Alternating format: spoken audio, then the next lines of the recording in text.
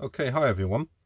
I've been a bit busy recently playing with my pedals and stuff, and not done so much with guitars in terms of setting them up. But one of the things I did, this one here, the Spirit, I've strung it to E to high C, and I didn't know much about royal blood until I started looking for more pedal information. It turns out they use a technique a bit like a Rickenbacker, where they send high and low. So they send an octaver through with distortion, and then the bass sounds like a guitar, and for certain sort of tracks they flick this on.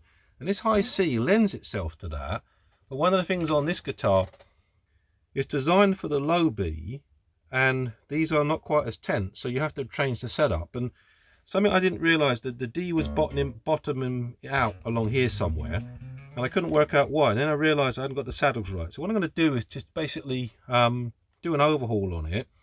So I normally use the notch straight edge, and this is just for measuring scales. So what I'm going to do is I'm going to take the strings off, which is really quite easy on these things. The hardest thing is actually stopping them from going everywhere. So in fact, up here I'll just grab a piece of cable. There we are. And that will allow me to put this through like that to hold the strings. So, oh, if I can see them. Depth perception gets harder when you get older, guys and girls. Right, there we are. So let's start to take the strings off. On these things, it's normally pretty straightforward. That was the snips falling down, the magnetic's not working. So you just unscrew these things here. Someone once asked, can I get it closer? No, when I have the camera in this mode, it has a fixed length. So you just do that, and out it comes. There's your E string, and then it comes off that end. So I'll show you the next one. So what I'll do is I'll put it through here, and this will help to hold it together. Give that a little bend. Do the same here. Get out of the way. Okay. So we'll do the same here. You just unscrew that there. Off it comes. It exposes the capture. And these saddles, there's a little nut here, a hex nut, which you have to undo. Then they can move. The disadvantage is that they move, but it's really hard to keep them in place. So at this end, the business end, you see you've just got the other ball end there, so it just comes out, job done. So I'll put that back there. And I quite like these guitars. Again, they're a thing of the 80s. The actual pickups on them are pretty terrible to scratch. These are Warman Jazz blades, which are okay actually. It gives it a pretty good guitarish sound. Although I had to cut into the body, which I did on a previous one, and I think I'd probably consider putting some EMGs on there. Sniffer does that, and they sound great. Yeah, I wasn't sure where to put the battery, but I kind of butchered this guitar a bit, so that is mine to do. And actually, it's such a nice guitar for carrying around with you, because it takes up very little space. We can travel now. I mean, COVID's apparently gone. It's a political question, I think. Still a lot of it in the UK, just not being measured. Oh, that one's come out automatically. So that automatically undid it. So it's quite a bit of winding on these, but it's good because they keep their tune really well, the strings, and you can adjust them pretty well. But the D string, so EAD, that middle string was shocking. I couldn't get it tight enough. And what I didn't realize is that this saddle would drop down. So that was making a difference to the intonation and to the height. So the string, this needs to go up a little bit to get the curvature. I think it's a 12-inch radius on these, the fretboard. And that wasn't right. So the net result was that it was causing the string to go out of tune. I could never get it in tune, and I could never pull it back enough. But just raising it was enough to sort it out. That's the G and that's the C. And this guitar, this bass sounds like a guitar as you get higher up the register. But if you do the roll plugged trick with these zoom pedals with the octaver and a bit of distortion, hell, you can get really nice Gilmour-esque pinch harmonics off it. It's pretty cool. Maybe I'll demonstrate. There are the strings. The strings can go there, they're out of the way. So what I'll do then is I'll get the truss rod, I'll straighten up. So it's quite easy to get the truss rod. It's just a little bit there. Make certain you get the right size.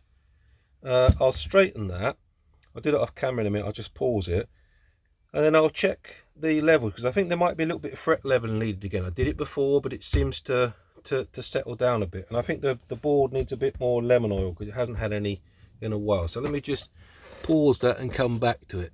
Actually, I'll just show this whilst I'm here. This is a two-way truss roll on this, so I put the Allen key like that because then it's the most amount of effort to turn it, which means you're not going to over tighten. If you can't do this with your little finger, then you're doing something wrong. Yeah, let's just line that up.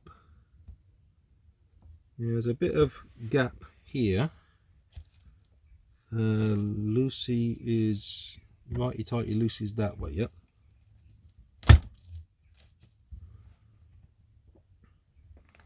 Is that at the stage where there's no tension in it? Yeah, that's completely, and that, yeah, right. So now you see it's starting to tighten. Yeah, so that's the point where it's basically neutral there. You see that the key moves very easily. And like Dave's Weld says, always untighten first, because over tightening could ruin your day.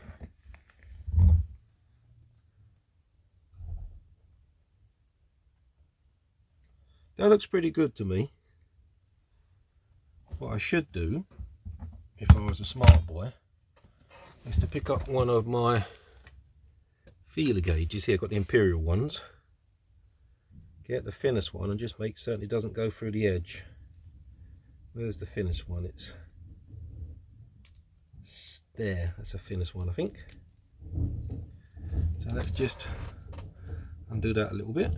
I keep losing these things, and then I bought these magnetic strips, and they're pretty cool. They allow you to put your gear somewhere sensible. Just hold it like that.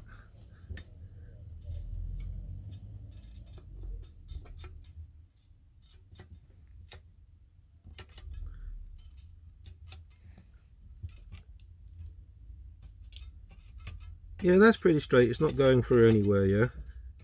So now what I can do is the standard thing where I get the rocker. That's aluminum, so that doesn't actually stick to anything. I can't remember what I did with the rocker. Okay, I found it. It was exactly where it should be, but behind the height gauge, string height gauge. So again, you put the thing like that, and you try and rock it, and that's going nowhere. So you move to the next one.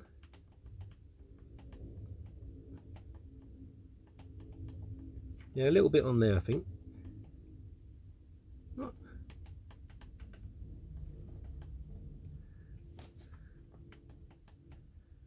Yeah, maybe a little bit higher in the middle there.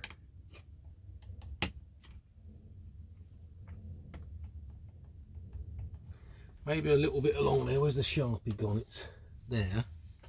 So maybe a little bit along here. Oop.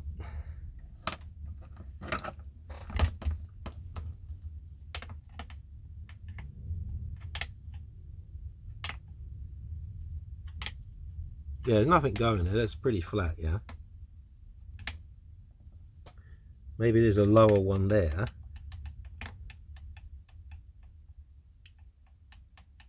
A little bit in the middle there, maybe. Oops. Now, Dave & Co, they tape all the board up and when they do the leveling process, and that's great because that's your guitar they're working on. This is my guitar. I'm not so worried, and the fretboard is basically cleaned up every time that I've ever done the leveling on here. A little bit in there, so I'm not too worried about protecting the board. But I mean, obviously, if it's your this was a £300 guitar a few years ago, and I've done abusiveness to it with the pickups or whatever, so I'm really not worried about protecting it. Just a little bit in there, but I did a reasonable job on it. I mean, the other videos are a bit laboured, so if you like long videos, go and check that out. Yeah, maybe that one's wrong. And what I did before was I started working backwards and seeing the first point where, with the strings on, where it wasn't quite right. So if you go backwards and you play along the frets and you find the fret where it suddenly bottoms out, then you know that that one's high, yeah, and you keep going, and then you work backwards, and it's another way of getting a validation point if you're measuring correctly. But this is fairly flat. Again, a little bit of a high spot there, but it does sound nice on the with the zoom pedals and the high gain. Not certain my church is ready for that, but you never know. Yeah, a little bit higher there. That one's a bit higher. Now we need the slightly smaller one. Let's get the back in shot. A little bit higher in the middle there. Yeah, still higher there.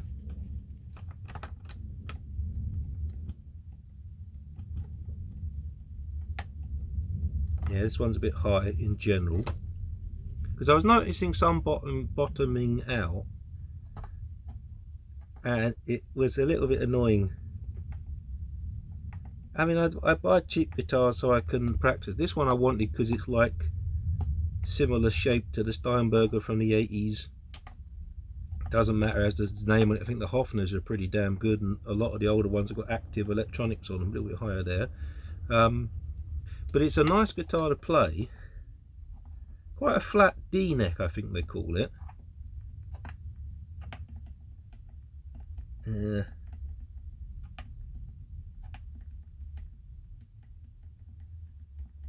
Little bit there, maybe.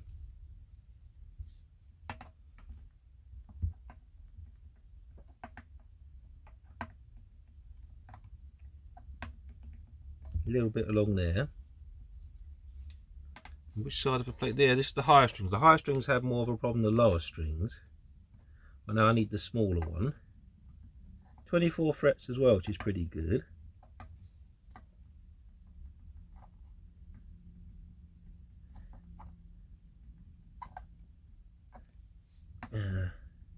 Yeah, I think this last but one is a bit higher. I don't tend to play that much up here on a bass, but when you put it into the pseudo royal blood mode, you do. I want the bigger one for that. Okay, that's done that. Okay, so my tool of the day, Chris Allsop guitar. I got it a while back. This one is a beam flattener, but you can also use it for taking the edges off, which I might actually do just here.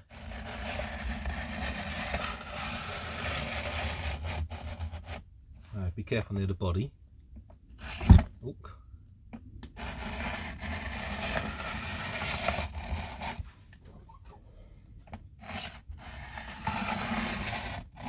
I've got one of the Sire M2s, and that has got the curved fretboard, which I thought was a good idea, but I'm not so keen anymore. I think the older ones are better. Because what I find is you sort of slip out the end of it.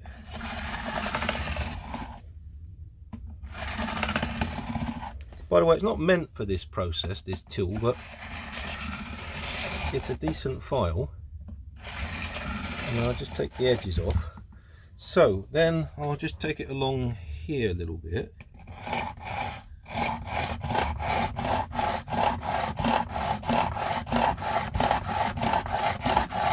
Yes, you should put plastic or tape over the pickups. I'm using my hand. One direction.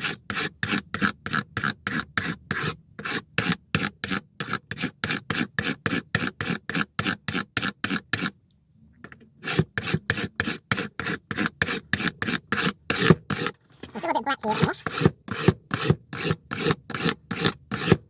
Get in the middle there. Get on the left there. Doesn't need really any pressure. Get on the edge there. That's come off pretty damn fast.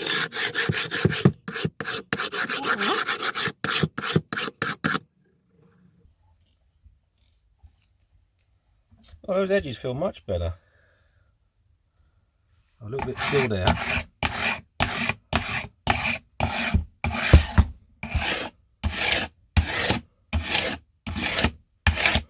Okay, well, Mr. Chris, that tool is very good. It's also, you can put sandpaper on it, and I've got various sandpapers and the ubiquitous stainless steel wall under the cabinet here, but for the moment I just wanted to see what that's like. So that would have made them pretty dull, the ends, and then what we've got to do after that is to crown them, and this is the other tool he got. It's pretty nice, handmade in England, and it does a good job. It's very quick. Like I said, I'm not worrying about the fretboard. It's not an expensive guitar. Well, it might be for some people. I don't mean to be a snob. I'm not. I'm from a very humble background, so I'm not trying to be that guy. But for me at the moment, it's not a lot of money, and this is giving me quite a bit of pleasure, this guitar. Hopefully other people that have listened to it as well. You never know. Oh, that's much better. So before, and I've still got them, I was using the radius sand blocks, but I think I've seen I'll try and reference the guy, an American dude, super cool. He's done this sort of thing. He makes his own little templates to put them in, and he makes the point that the tool more or less follows the radius. You've got to be going at it pretty hammer and tongs in order, and very hard pressing in order to flatten it. I mean, obviously if I just did the center bit, it would flatten that out, but in general the tool does a good job. And then this one will follow the radius of the fret fingerboard. Oh, sorry, I need a long one there. Sorry if this is a bit boring for you. I'm just trying to show you the whole quick process. Watch Sam Weeks or Dave's World of Fun stuff if you want to see it done properly and methodically. This is a quick gash one. I don't think I've got the covered at the minute, but I certainly feel hot and bothered. This is take my mind. That's pretty good. Take my mind. That's worked out pretty good. So, mental note: put your tool back where you got it from. Then you can find it the next time. Yeah. People are complaining about it. I've tidied up quite a bit. If you don't think it's tidy, tough luck. Oh yeah. The thing I got for this guitar or bass is this sort of string tree thing at the end, so you can put that on and use ordinary strings. I might do that because I quite like rotor sounds, but I'm okay with the double ball ends. I had this guitar for a while. I couldn't slap very well on it, and I thought, oh well, obviously it's not made for slap. Then I realised it's just to do with your bright strings, yeah. So I put new strings on it. It was fine, apart from the fact they're a bit close, yeah. So the thing is that the strings I like are not in double ball end, but I like the convenience of double ball end. Right, so again, I'm not doing anything special here, but I'm just gonna, oh no, sorry, I made a mistake, didn't I? Those of you that are eagle-eyed, I made a mistake. I've got to draw on the tops, yeah. So I've got to colour these on. As a mental note, I'm a bit colourblind, so I wouldn't notice if I made the fretboard change colour, and unless you're standing right next to me on the stage, you probably won't notice either. That's better. So when you do this, and I'll show it in a minute, I'll offer it up the camera, you can see how flat it's made it, yeah.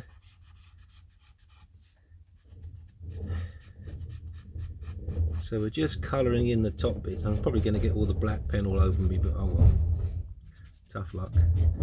So that's taking a bit of metal off it. I'll get the magnets out to hoover up the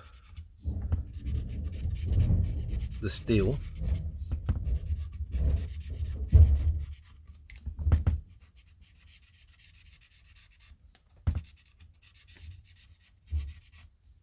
These genuine Sharpies are really good. I bought cheaper brands from the Works in the UK and they're not as good. Like the Works also sells Sharpies, so you don't have to cheap out. Get the more expensive stuff, it's better. Yeah, I've just looked at the edges that this thing's done. The fret edges by the edge of the fretboard, they're beautiful. I think I'm going to enjoy playing this. One problem with the 24 frets, there's a lot of them to do. One advantage of 24 frets, when you get the intonation right, and this can intonate well to 2 octaves, you're going to have some fun up there.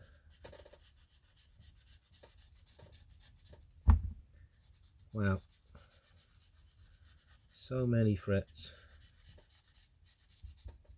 Again, if you're doing this professionally for someone, you wouldn't do what I'm doing, but this is my guitar and I'm just having some fun to take my mind off my cough and temperature. Right, so there we go. If you can just see, it's made it quite flat. The ends are quite flat, so now we can get the special tool. I think I'll start this end because I can hold my hand over it, and then so check.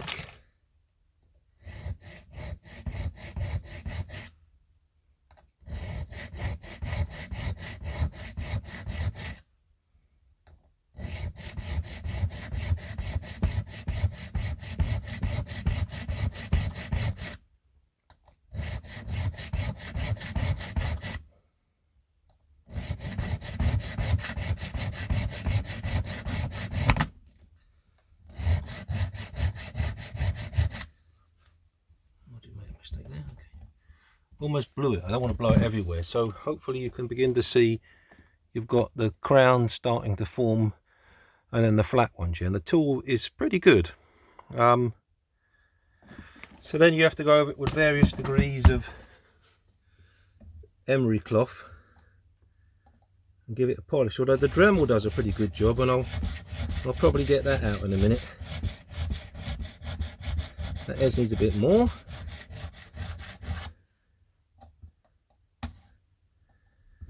Ambidextrous for those who noticed.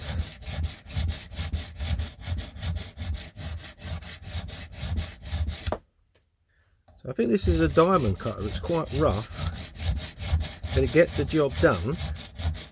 It wasn't that expensive.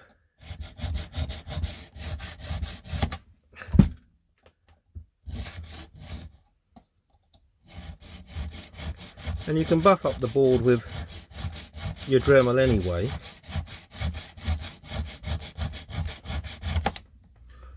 Swap over this way.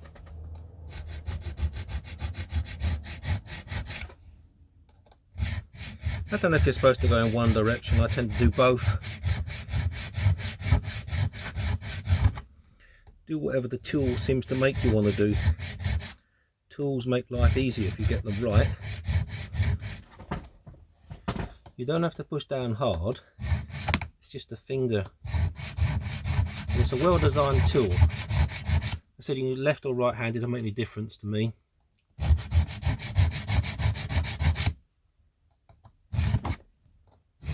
Yeah, these are not so bad.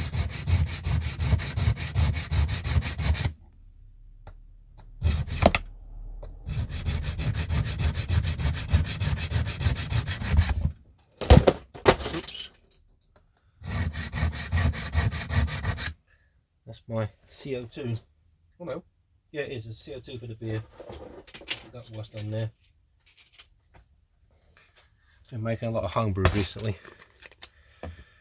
I don't have a drug NO2 habit, it's CO2 for the beer. Last lot didn't need it. It's all naturally carbonated. Right, that was the last one we did, wasn't it? No. That one.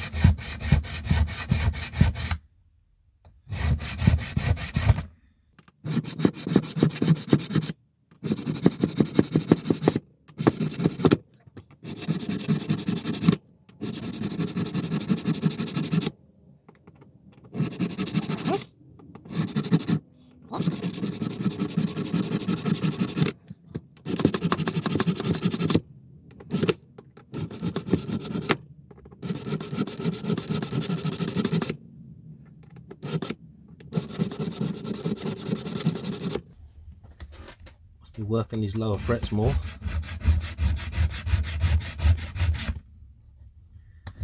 Just something right on the bass.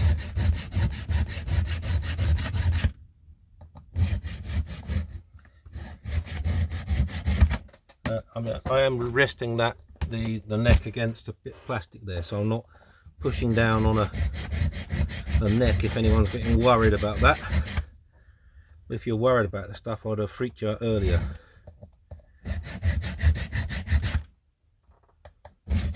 Yeah, the tool's doing a good job. It's guiding it a bit more there.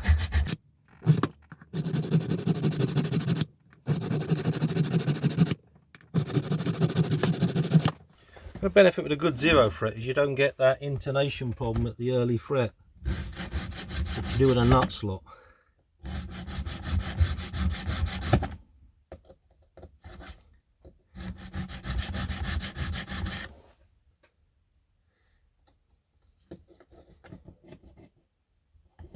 I'm not going to do the 0 fret because I shouldn't need to. Right, that's pretty good there. Okay, a little bit of cloth. Let's get a bit of cloth. Hang on. Cloth lives under here. It's a cloth, and there are various grits of whatever. I'll use a little bit of white spirit. I don't know what you call it abroad, but it just helps to give it a clean. Oh, I'm going to brush this way because then I come away from the pickups. That will actually raise the grain as well, which might not be what you want. Get that off there. Yep. So you can play them like this, you know, you don't have to polish them, but if you want to slide, it makes it better. And you don't have to slide that much with a bass anyway.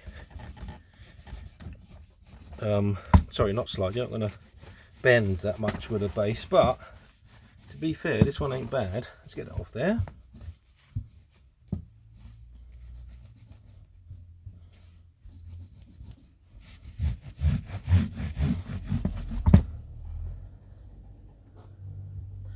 Yeah, they're much nicer, the little sides. They're pretty good anyway, but I think in Britain we don't have the problems you have in North America with fret sprout. We don't seem to have it because I'm not saying we definitely don't, but I've never experienced it, even on cheap guitars.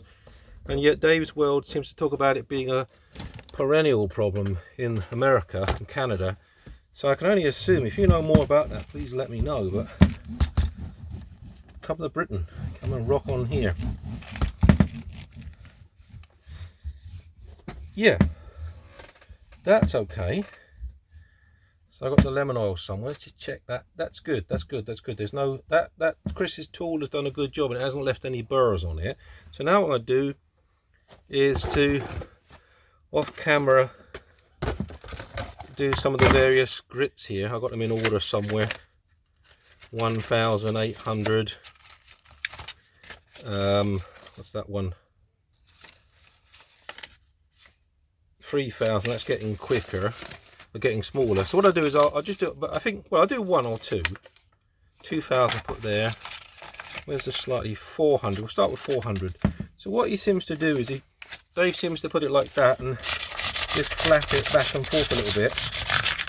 Now again, he has a fretboard protector. I'm not going to worry about that. I'm just going to put some lemon oil on it. He sort of just does that and then works to work the grits. Don't do it hard, you're not trying to take those crowns off, you just put them on. So let's go up 400 and 800.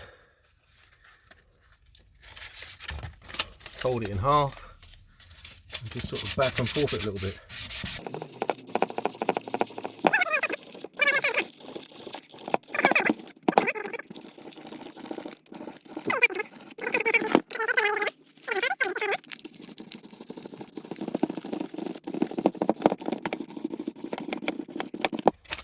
Okay, let's put that in order. Like banknotes, like your dollars all look the same, yeah? 3,000, let's do 2,000 next.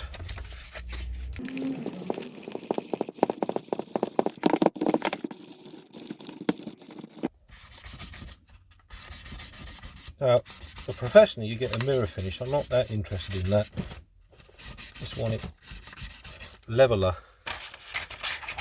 Okay, that was 1,000, was it? No, 1,500. What's that?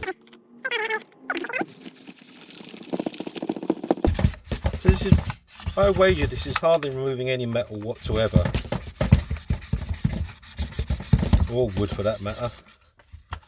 There's probably all dust on the other fretboard I did a while ago when I made the fretless guitar. 3,000 now. It's just like moving paper over it now.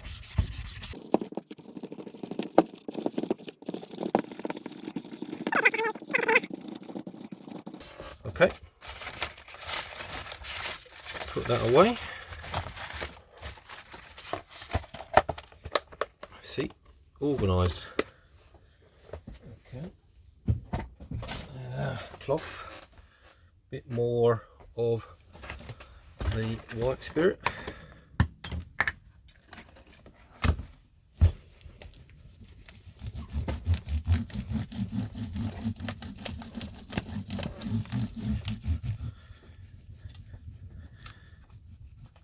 Give it back like that, it looks super shiny, which is a clue that the shine is just the flatness of the surface, and the water or the liquid goes level for a bit and looks shiny, and it dries off. So the wire wall is where you do want to protect in particular, because that goes everywhere and will stick to your pickups. Let's have a look. How's that looking? Yeah, it needs to be polished out. That's not anywhere near enough at the moment, but I think I'll use the wire wall for that. So I'll do that off camera. I'll use the wire wall and we should be okay.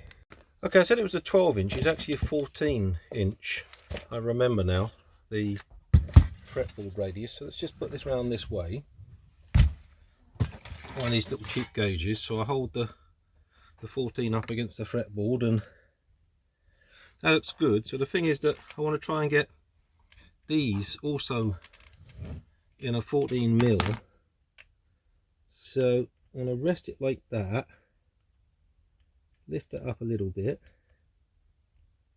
So what I'm going to do is I'm going to set them to an approximate height, and then when I kind of put the strings in, I'll check the string height and I'll drop them all by the same number of turns each, assuming they can do that. Ooh, wrong one. It's the one at the back that goes up, isn't it? It's the one in the middle that goes up and down. So the one in the back goes up. Right.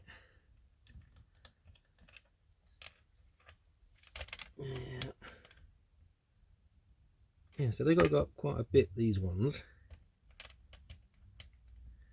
So, see, what's fiddly, you might not be able to see it, what's fiddly about these things is that they're independent blocks. So they get to move. And don't forget, the intonation, or the string length, or the scale length, is between this saddle point and in this case the 0 fret. So it wants to get that fairly accurate. So let's lift it up to the level.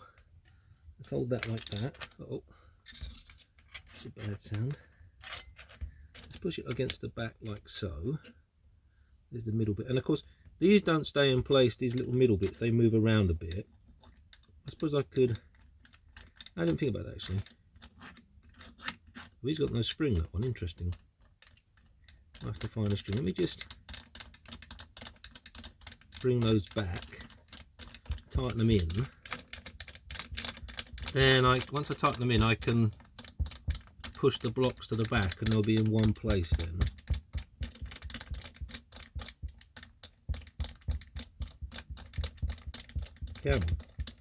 You see how much effort it takes in some respects? I mean, it's not really effort, but that's why you get a nice tuning accuracy on these things. Yeah. So the middle one needs to go up quite a bit.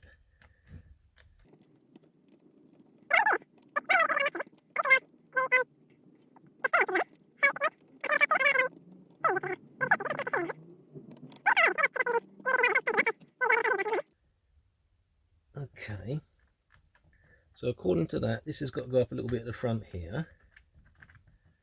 Push it to the back again. You've got to go up a little bit at the front there. Let's lift you up.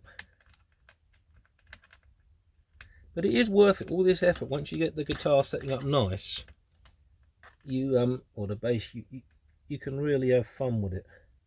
So you need to go up a little bit there. Ah, I see, look, that's trying to fall back there, in which case that needs to go up there, look. So it's got one at the front and one diagonally opposite, and sometimes you upload the one at the front, you forget to do the one behind up, and then it don't quite work. So that goes up a little bit there. Yeah, I'm pretty good with that. I'll bring that closer. Try and edit it. Uh-oh. Okay, now you can see why I said I don't like these things, yeah?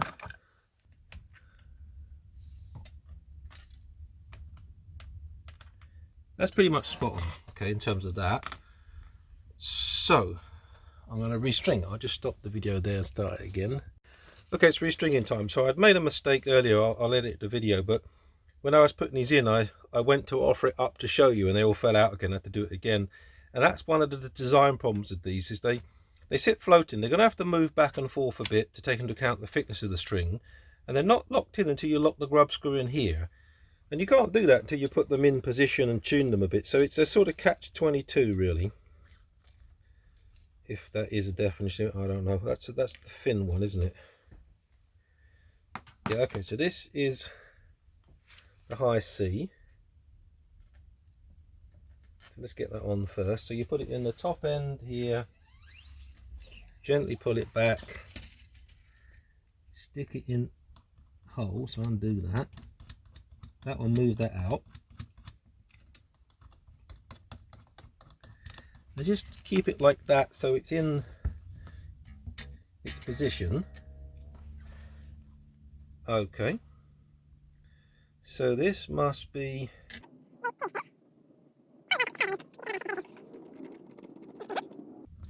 these are a mixture of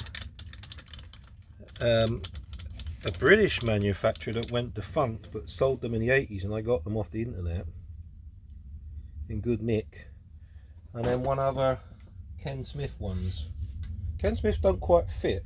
The D-string in particular was a real pain, but again that was down to the intonation if I hadn't sorted that out. So they still don't quite fit. The B string certainly didn't fit. That's why I decided to go to the high C. And you can, oh, wrong way. You can have a bit of fun there. Get that down like that. So this must be the D string. This is the one I had a lot of problems with. We'll see in a minute. Is that capped it?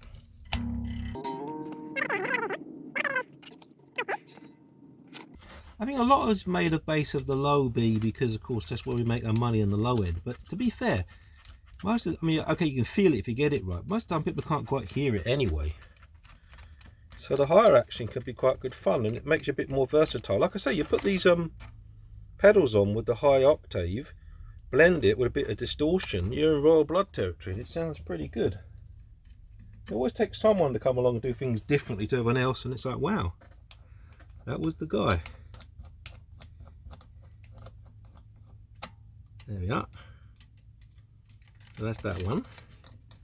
So now I've got to do the tune up and intonation. These have got to be set, and it's going to be a case of tapping them a little bit and what have you. Let's just check that 14 inch again rather.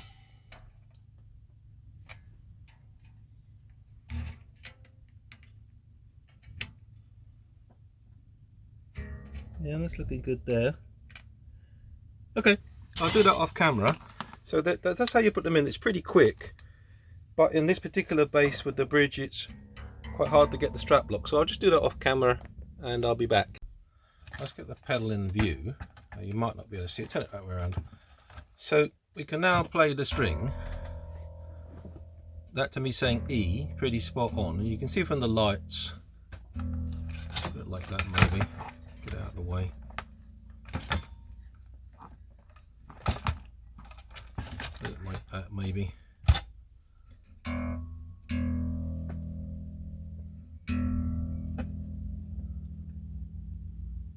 put it my way around, sorry, so I can read it. Oh, I've got the volume pedal. There's the E.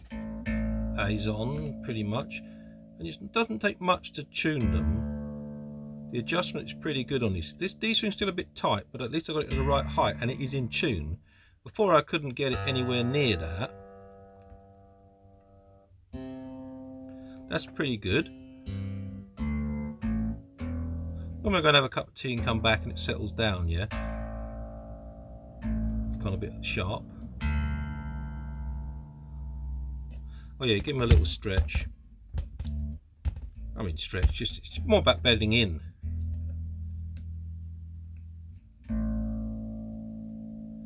Pretty good. Yep. Yep. Good. Now we check the 24th fret, which is up here. So that C is flat, flat, flat, sharp. That's perfect. Okay, so if you're if you're sharp, you're too short. Let's use this as the guide. This is the string length here. So you want it to be 34 inch for a 34 inch scale, yeah, over here. So if when you play the note higher up, you're sharp, then you're too short and you need to adjust the saddle to go that way. And if you're flat, you're too long, you need to go that way. So we just done one here. We got the E there, pretty much E there. That's good enough for me. So then the others want to follow a line roughly related to the string length. So probably what I'll do is I'll try the C over here. Let's make that go out a bit. See if I get that right, and then I can just follow the line along there. Use this as a guide. So that saddle's sitting at the right point. If that one's good there, so I'll do that one. Yeah, get that right, and then the others will follow the line roughly like that. Let's just check the scale length once we're here. Let's get it in the right place. I need an extra hand as per usual. Like that. There. Yeah, interesting enough, the 34 inch is pretty much to the front of the saddle block, which isn't quite right, but that'll do. So actually, let's measure that one in. Let's just do that one. So that would need to go back a little bit. Oh god, not that much.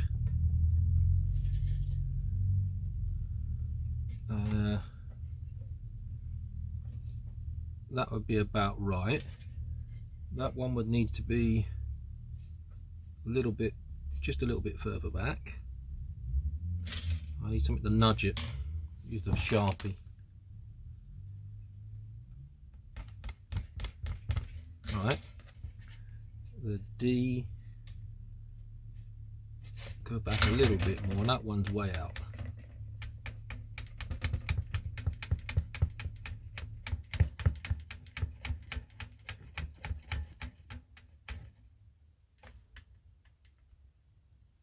Well, if that's right, we'll just have a little bit more there, there, there. I don't know. Let's give that a go. Yep.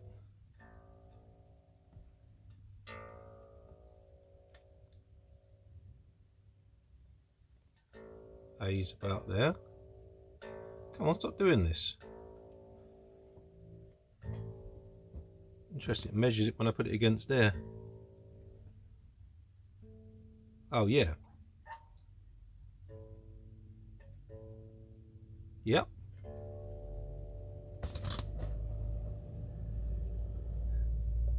That is kind of working. Wrong string. Yep, that's good.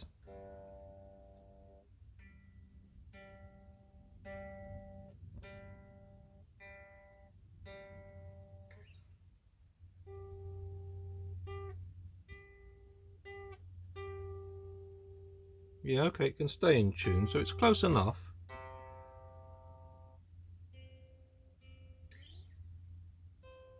You're out, you're flat, so you need to go a little bit more that way. Oh, not that much. Or maybe.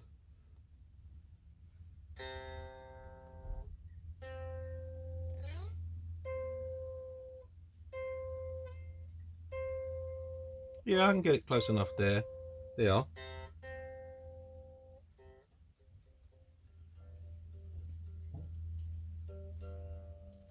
She's gone down a little bit.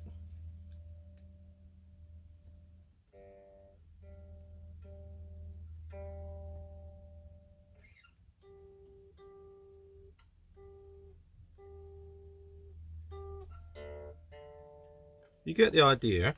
If we measure this here, pretty much a straight line along there, yeah, from the saddle point to the saddle point, which is to do with the heights of the strings. So I'm okay with that. I'm going to lock that in. Is that the right thing? So there's a little grub screw here. If you don't lock it in, when you take the strings off, it will go for a Burton. Is that the right one? Let's give it a little bit more. One last. Don't over tighten this because it will strip the thread otherwise. Yeah, that looks pretty good to me. So I'm going to play this in a minute, but I mean,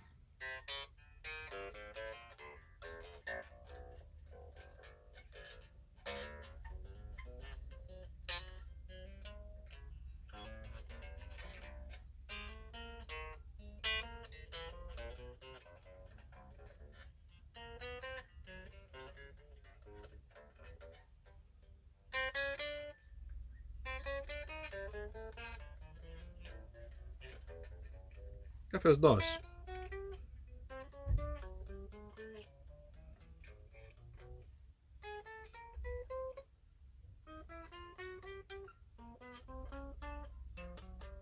That's beautiful.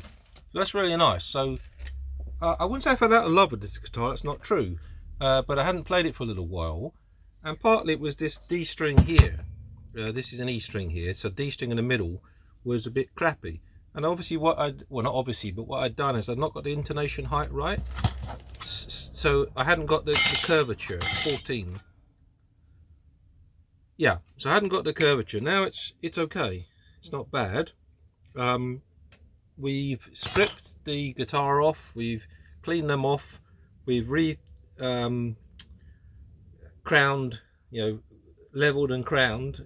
Is it a super polish? No. Does it play? Sure. So I'm not that worried about it. Did I protect it with tape? No, it's my guitar, it's fine. So what I do is I go and plug this into the guitar amp over there and stick some of the effects through it on the Zoom and see what it sounds like. We'll see if we can get some high gain coming at us. So join me in a minute. Thank you. Bye bye. Let's just do a small demo of the bass. We're just going to play a couple of progressions. We'll go along and then up the string, and then we'll do the same thing going up the string to show that it's pretty much the same note, and the intonation's good. Yeah, I've got high gain on because I want to try some jackass stuff. So we'll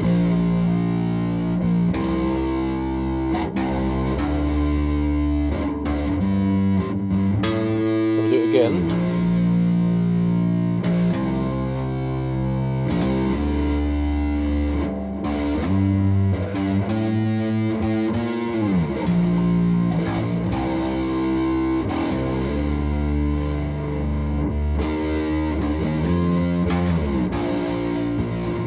The octave up here.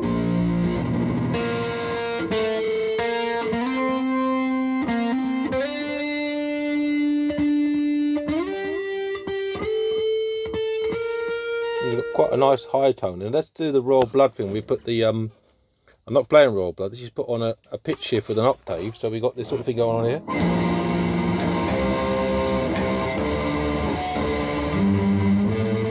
It sounds better up here.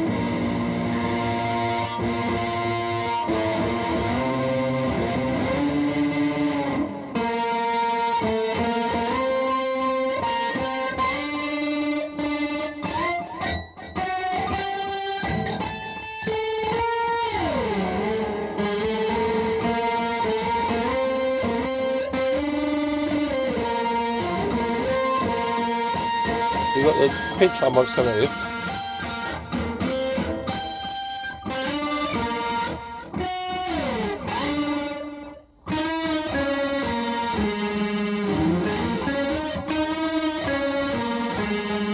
it's bending nicely. The high gain's coming out quite well.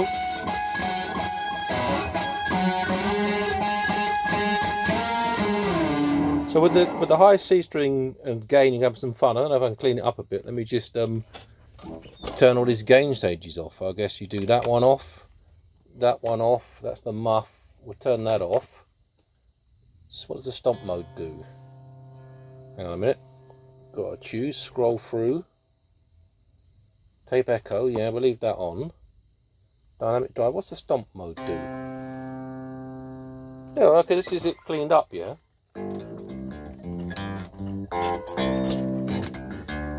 Turn the tape echo off.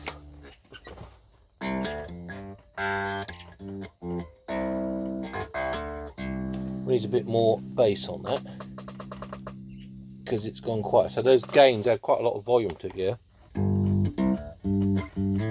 Oh, that was the neck pickup. Let's put the front pickup on. Yeah. That warm it up.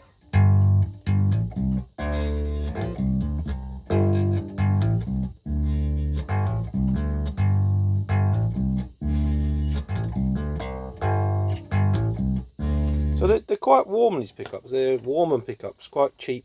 Again, the pickups that come on this bass are standard ones are crap. Active ones are good, but these are crap. If you want to see what it sounds like with decent pickups, watch Sniffer Customs. He's done cool stuff. These are cheap pickups because I'm cheap. And you see we've got quite a versatile bass now. A bit of echo, we could get into sort of nice territory up here.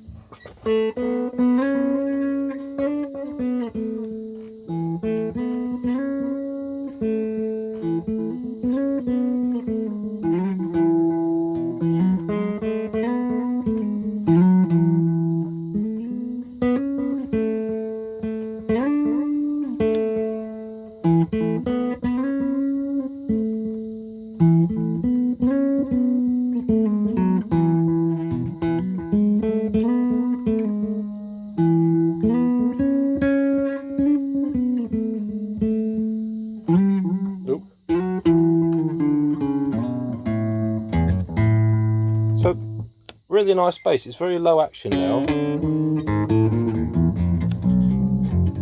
Very low action, and it allows me, if I play, to go up to guitar territory if I want. I don't know if I don't think the Zoom is very good at doing the octave. And let's have it a go here. Hang on, pitch shift. So let's put the pitch shift on. So this is the mixture, the octave. But let's now go in and turn it fully 100% balanced. I think the tone's not so good.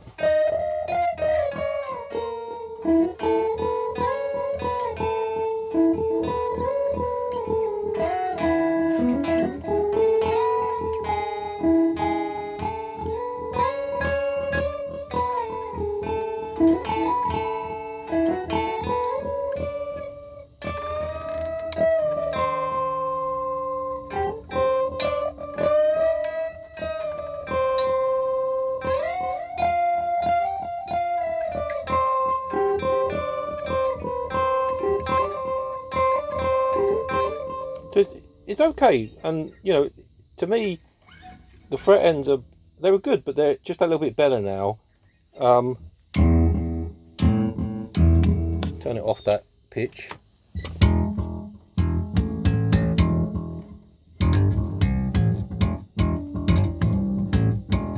It's going for a guitar amp as well, actually, so it's okay. I think it's pretty good.